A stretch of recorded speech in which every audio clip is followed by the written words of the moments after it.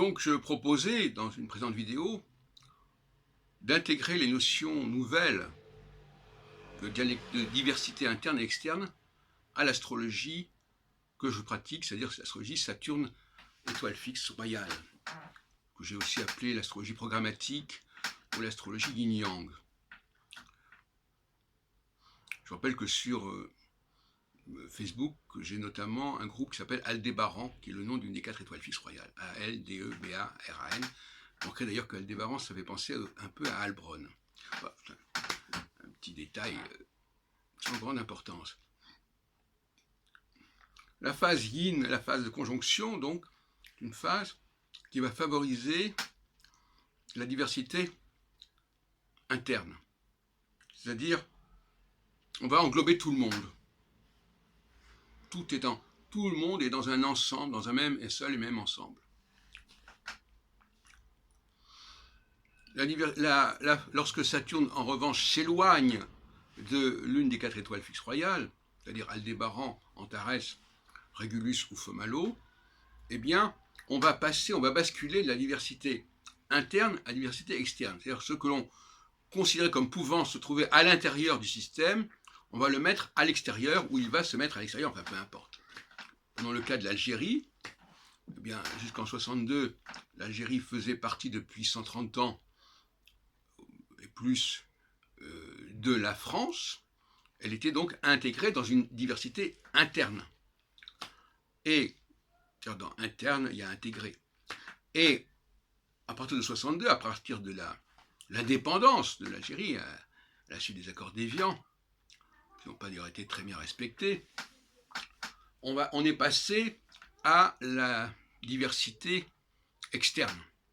On pourrait aussi parler d'altérité interne et d'altérité externe, si on veut. Est-ce que l'autre est au sein du même système ou est-ce que l'autre est à l'extérieur du système? C'est aussi une possibilité. Actuellement, Saturne se trouve fort éloigné de l'étoile fixe royale Antares, et également encore fort éloigné de la suivante, qui est Fomalo. Donc on est dans une phase de diversité externe. D'où, par exemple, la crise des migrants, où on ne veut pas les intégrer, on ne veut même pas les recevoir, on ne veut même pas les accueillir. En tout cas, il y a des problèmes à ce niveau-là. On ne veut plus les accueillir. Passage d'une diversité interne à une diversité externe. Inversement, lorsqu'à un moment donné, ce qui était à l'extérieur passe à l'intérieur, on repasse de la diversité externe à la diversité interne. Mais ça peut se produire dans des conditions tout à fait diverses. Par exemple, la conquête d'un territoire extérieur qui va devenir intérieur. On a le cas, par exemple, de l'Irak envahissant le Koweït. On a le cas si l'on veut, d'une certaine manière, mais c'est compliqué, de la Russie par rapport à l'Ukraine et notamment à la Crimée. Basculement de l'interne de l'externe vers l'interne. Et on l'a dit tout à l'heure pour l'Algérie, de l'interne vers l'externe, etc., etc. Cette alternance est intéressante et il me semble qu'elle n'avait pas été étudiée. Alors vous pouvez vérifier sur Google ou ailleurs si cette notion, cette dialectique de l'interne et de l'externe par rapport à la notion de diversité et d'altérité a déjà été développée ou pas. En tout cas, moi, je l'ai trouvée par mes propres observations, par mes propres réflexions. Alors, est-ce que ça reprend ce que j'avais dit jusqu'alors? Est-ce que c'est décalé par rapport à ce que j'avais dit jusqu'alors? On peut en discuter. Vous savez, c'est très difficile de faire la part des choses, à la fois d'être dans le plan théorique, dans le plan observationnel, etc. Et parfois on peut être piégé par certaines configurations, par certaines coïncidences. Et il faut une véritable rigueur à la fois sur le plan intellectuel, c'est-à-dire avoir des concepts qui soient clairs, et à la fois, bien entendu, regarder les faits en face et ne pas tricher avec les faits, et notamment avoir une approche quand même plus ou moins statistique. Il faut que les choses se répètent. Il est clair que